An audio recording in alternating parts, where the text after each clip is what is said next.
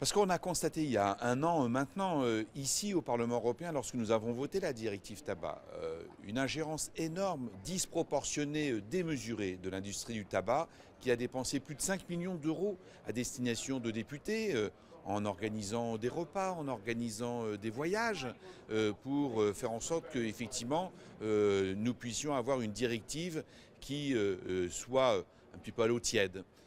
Or, nous avons effectivement combattu cette ingérence parce que nous constatons que 700 000 morts par an sont liés au tabagisme. C'est l'équivalent d'une ville comme Francfort.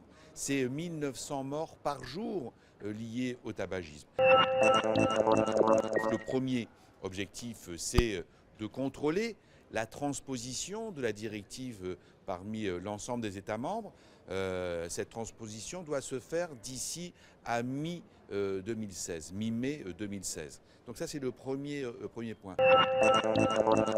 Le commerce illicite, c'est 95% des cigarettes vendues sous le manteau sont fabriquées dans les usines des cigarettiers. Seulement 5% sont fabriqués en Chine ou dans d'autres lieux. Donc vous voyez bien que le commerce illicite n'est pas lié au paquet générique, mais il est lié lui-même, ce commerce illicite, à finalement ces grands cigarettiers qui mettent sur le marché des cigarettes hors marché officiel, alors que c'est un manque à gagner de 10 milliards d'euros de taxes, par exemple. Donc nous mettons en cause ces accords douteux entre l'Union européenne et les cigarettiers, puisque concernant ce commerce illicite.